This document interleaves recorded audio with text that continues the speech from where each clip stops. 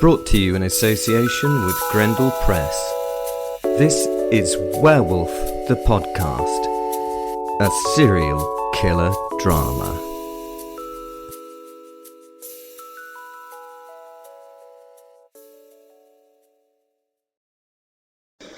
What we've got here is failure to communicate. Some men you just can't reach. Welcome to Werewolf the Podcast. This is episode 18. I'm currently fighting for the British Army. Well, doing shit for the British Army. Hope you're enjoying the series so far. Please go back and listen to the other episodes. If you would like to give me some money for being so great, there is a link supporting the description. So you could go and buy me a coffee, they say, and that would be wonderful. Mine's a flat white. Thank you very much. That's great. Carrying on. Episode 18. Blood Eagle Bonus. I dragged the officer through the forest by his left foot, his head and body banging and bruising on the branches and boulders as we bimbled between the fallen boughs. He had faced me down and showed me no fear. No one does that crazy shit, so I wanted to treat him like the great warrior he was. I truly admired this man. He was strong and brave and all the things that a fighter should be. I was going to show him the most tremendous respect. I took him into the clearing that was my home at this moment in time. I was here on an awful job as usual. Usually these jobs were easy and straightforward, but this particular guy had been a real pain in the arse. I had to tease him out of his hole like a fucking blood-sucking tick. He had the guts and the ability to set a trap for me. Already scared her. Already scary her. He'd done his due diligence and somehow knew that I was in the area and what I would do. When I saw the chief after this job, I would be complaining heaps. Obviously, we had some intelligence leaks, or a lack of intelligence in the general. I don't know, army intelligence really is an oxymoron at times. I'd been shepherded into a situation from which I was lucky to get out of alive. They had drawn me into an abandoned part of town, and whoever had planned this had been fucking clever. They knew that if they'd laid mines or IEDs or traps or had soldiers waiting there, then I would have noticed them using my super spidey senses, and I would have changed plans. I did not feel suspicious about the situation I was walking into. I felt like I was going into an area that had been ripped apart and that would be in very little danger. Little did I know the wolf trap had been set. My job tonight was really to go in and clear out any stragglers left after the assault that killed the town's inhabitants. There could be no combatants left alive, and there could be no witnesses of the atrocities undertaken, so it didn't matter if they happened to be the general population, the rebels, women, children, cats, or anything that breathed. I had a scorched earth policy, a dead everything policy. You get me? Everything had to be dead. The attacking soldiers had killed mercilessly on their recent attack. They'd done an outstanding job of murder and killing in general. However, in these cases, the standard thing to do was to send a unit back into the field after the initial onslaught. This is always after the initial cleansing. The job would be to clear up those that had hidden or been missed for some reason during the first massacre. It's a massacre. I would wander back into the village and find them as they were getting themselves together to make an escape, and then murder them.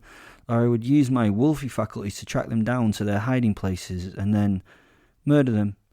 There were many benefits to using me. I would be on my own, dressed in a NATO peacekeeper's uniform, driving a nice blue Land Rover Defender. The people would rush out to the car and crowd around it.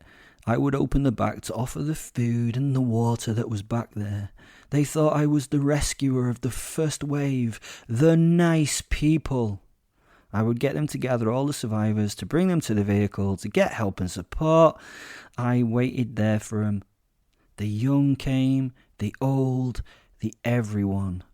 Once I'd seemed to gather a large enough group, and when I could not be bothered waiting anymore, I imbibed my posit and we did that thing that I said, the murdering. Sadly, when people saw me, they would think I was there to save and help them. It was funny how people rushed out to meet me, their hearts all full of joy at the sight of the man in the peacekeeping blue uniform, only to be torn to pieces in the next moment. As I searched the town, actively finding and dispatching the remnants of the population, I didn't realise how the damage done to the buildings around me had forced me into a specific direction.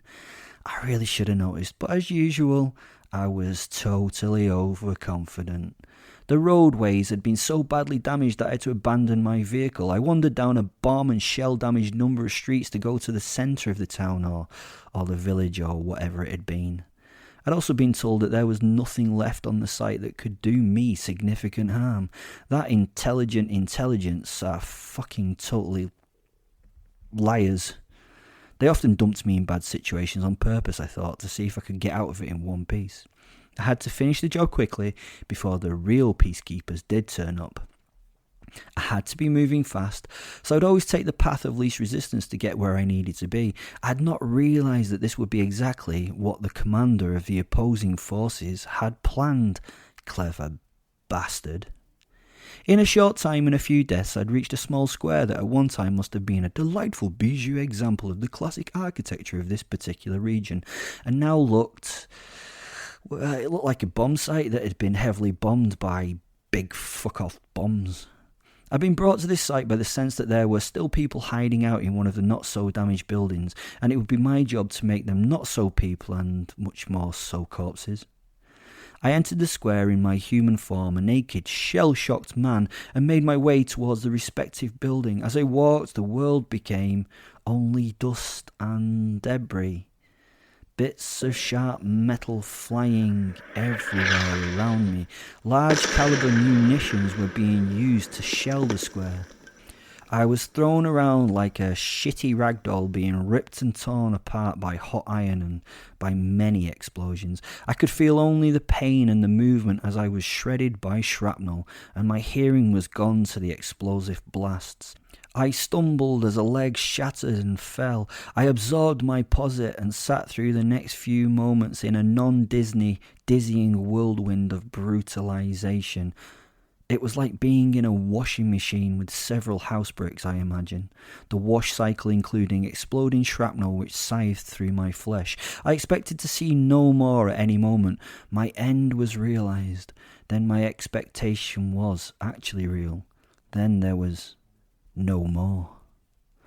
I woke into a discombobulating hell. My brain was spinning and it took a while for it to settle down. The pressure waves and the vibrations of explosions had gone and the dust was settling all around me.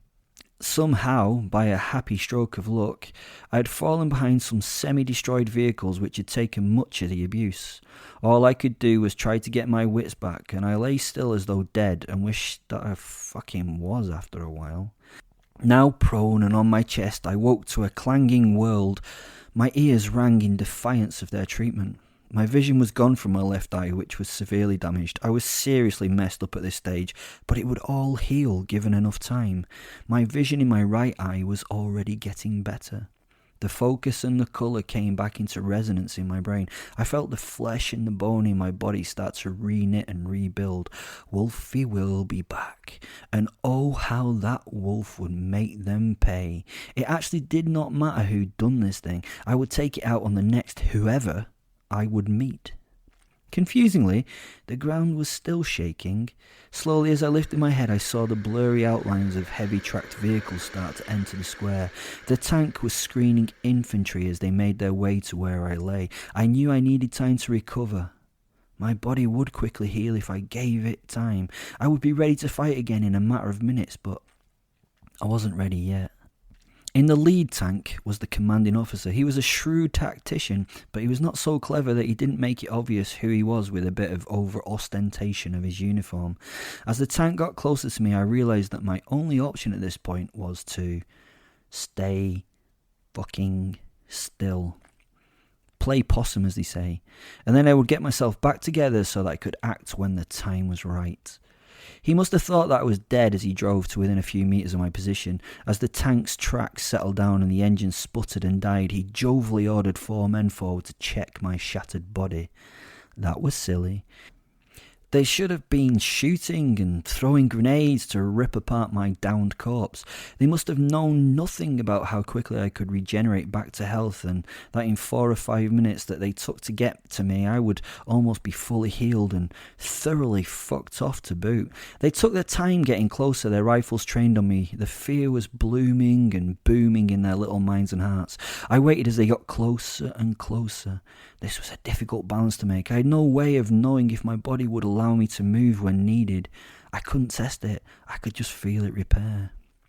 They continued forward slowly, each of them trying to be the last man to get there and not be the first.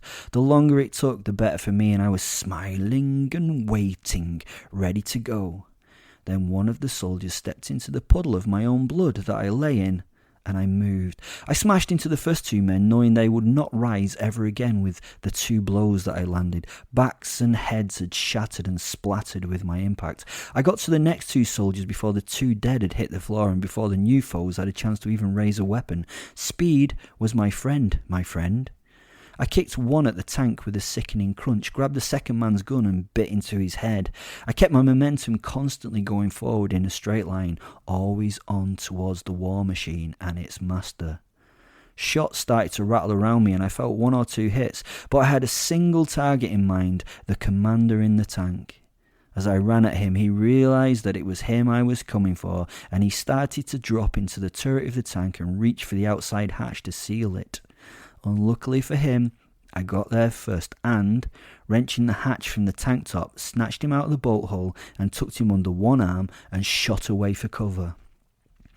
It must have taken seconds and left the remaining soldiers in shock, panic, disbelief, and happily for me to get further away as I ran. The court commander was screaming as I ran, saying things in some language that I couldn't understand. I think he must have been telling his men not to shoot at me. Even at this point, he was very aware of what was happening. He soon would not be. His men did not listen, so they fired all their weapons at the fleeing wolf, and I kept fucking running. I was now on the outskirts of the village and into the surrounding woodland. I had a prize, and after I'd finished playing with it, I would return to that village and kill all of the soldiers and every other person in the dark of the night. I knew that without their leader, the rest of the band would fall to a rat's mess, and they would be easy to clear like vermin from the crappy little hole of a town. I got myself and him to the small clearing where I'd stashed my gear, and I sat the man down with his back to a tree while I looked at him. He sat there cowering as I loomed over him, enjoying the early evening. The silence that had descended slowly became full of the noises of nature as wind moved the trees, and in the distance I heard a dog fox bark. The man half lay against the stump of a broken tree, and he was ashen white. He still maintained a look of righteous indignation on his face, even though I could see his massive discomfort. This guy was fighting through the fear and showing real resilience in the face of this moment. I have to admit a little bit of respect for him and disappointment at feeling that respect. He placed his hand on the ground and made as if he was going to get up. I held his chest against the tree as he tried to move and pushed him back down into a sitting position. I had not been paying enough attention to my work though, as he'd snatched a blade from his belt and stuck it full force through the thin pelt at my wrist and into my arm. He was quick, sticking it deep in me before even Super Me had time to react. His eyes lit up with this little moment of bravado, and he yelled in triumph. Now laughing and speaking in broken English, he celebrated loudly, "Hey, I got you! I got you!" I stood and stared at him. I had not even flinched as he struggled to try and remove the knife from my flesh for the next attack. His hand slipped from the grip. I slowly turned my head towards him and pulled his hand and returned it to the hilt of the knife with my free paw. I motioned for him to grab it. He looked on in astonishment as I did this. His fingers encircled the handle of the blade. He must have thought that he was going to get to do more damage. A look of confusion and then glee came to his face, replaced by the pain that racked his body. I had enveloped his hand on the knife in my own and crushed it around the handle. He stifled a scream and held himself with nobility. I removed the blade from my arm and cast it to one side, then gave him a big toothy smile, as only a werewolf truly can. I put a single finger to my snout and gave him a wolfish shush, and I transformed right there in front of him back to the man, no less dangerous than the other forms I could take. That was an excellent plan you had back there in the town. You almost got me with the artillery. I'm so impressed." The listening man smiled with pride. He took the compliment as though he deserved it. This was an egotistical, narcissistic, psychotic bastard. Just like myself. I really liked him.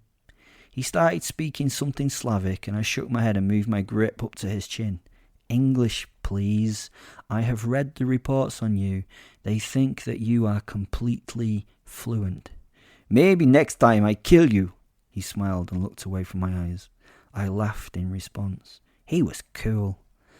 No, next time, I'm afraid. I'm a professional and this is a job. You were an unexpected bonus on this operation. I was supposed to be killing you. Haven't got my diary. Next Wednesday, I think, I said. He laughed and nodded. "Ah, well, I tried. You really would be foolish to let me live." I nodded in agreement. This was like working with a proper professional. He understood his situation and seemed happy with it. We held the eyes of each other for a little too long. Respect was there, not fear. This man was a warrior, and as a warrior I wanted to make his ending worthy. I told him of the Vikings and how they committed the blood eagle on the bravest of the warriors that they captured as an offer to the gods. If a warrior went through the horrific process without crying out, then he would get a seat next to Odin himself in Valhalla. What a crock of crap. But he went with it. He was silent, showing no fear. He was fucking awesome. He watched me now prepare. I put 4 stakes in the ground, 1 for each limb, and tied him down on his front spread-eagled, his back directly to the canopy of trees and to the stars that were just out and twinkly. When he was secure, I tore the clothing free from his upper body and squatted down to see what it was I just had to work with. He was muscular and just turning to fat, probably not a lot of time to exercise on a war front. After a few moments of due consideration and cogitation, I went and got his blade. It was of fantastic quality, and he'd spent a lot of time on its upkeep and maintenance. The thing was scalpel sharp. It looked so sharp that it felt alive. This would be a bonus for him. The sharper the blade, the less time and probably the less pain. Carefully, I used the tip of the knife to cut the skin on his back. The bloody slit I created formed the outline of an eagle. I did it quickly and with a practiced eye. It would have been much more painful with a dull blade. He did not squirm or move, although he broke out into a sweat that covered his skin very quickly. I used the tip of the blade like a pencil and a bit of his shirt to wipe the blood away as I cut. Not really a time for hygiene, but I needed to see my outline as I worked. A bit like a tattooist, I suppose. The head of the bird was just at the nape of his neck.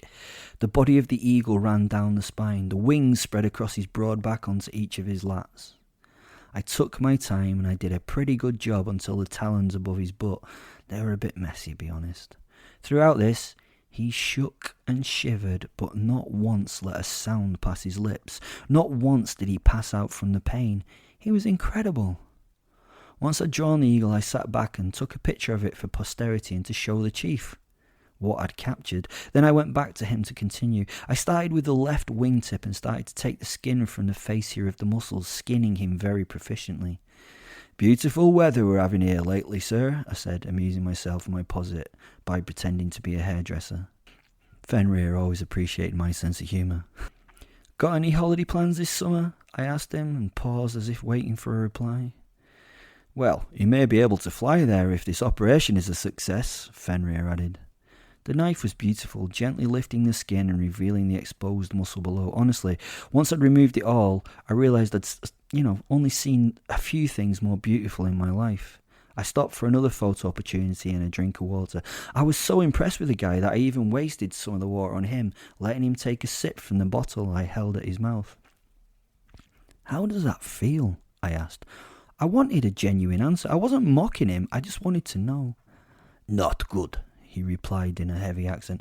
I nodded and pushed my shirt beneath his head so he could rest a little more comfortably. I was nice like that, only torture when you need to, but, do it decently. I then sliced deep into the muscle of the back, removing the flesh in chunks so that it would create the silhouette of the bird down to the bones. The muscle was tense as I cut with each slice, but it relaxed when it was no longer linked to the body. Each time a chunk was removed, he had a little death, An orgasm in French is defined as a little death, so he had many that night. Several times he passed out, but he wasn't dead. Each time I would stop until I could sense he was back with me. When done, I poured a good whiskey onto the wounds to make the blood vessels constrict. Still, he'd made no sound. What a guy. What self-control. Gosh, he was tough. He looked beautifully horrific, but he was the perfect man. Now came the tricky bit. I would have to shear through the ribs and open them up to the evening air. If done correctly, it would look like the wings of an eagle opening. This was really tough to do, though. Even with this blade, living bone is tough to get through without hacking at it. So I have to admit that the resulting eagle looked a bit untidy, but it was still there. The rib cage was open to the night sky like the somewhat ragged wings of a brutalized bird of prey. The crunches and the cracks of the breaking bones when being cut were so thrilling. Again, I took a photo to send to the chief. The man at this point was unconscious and not waking. I tried to rouse him from his state, but he was oblivious now. I would finish the job to give him the respect he deserved, even if he could no longer enjoy it. I pierced and cut out the pleural membrane that surrounded the lungs. The last part would have to be quick because the lungs would not inflate or deflate. He would soon die from blood loss or from suffocation. So finally, and a bit rushed, I scooped out the left and right lungs, laying them in opposition from the spine. It was beautiful. I so wanted the guy to be alive to see the photo of his own back. He would have been so proud of what he'd done, but sadly, he never woke and passed within the next few moments. Do you know what? I hope he got his seat next to Odin. He deserved it. After sitting and appreciating this beautiful artwork for some time, I got myself together, wiping the tears from my eyes, and changed back to my werewolfy state. I then went back to the village and fucking killed and murdered every cunt that was there. Thanks for listening. Love you loads. Bye.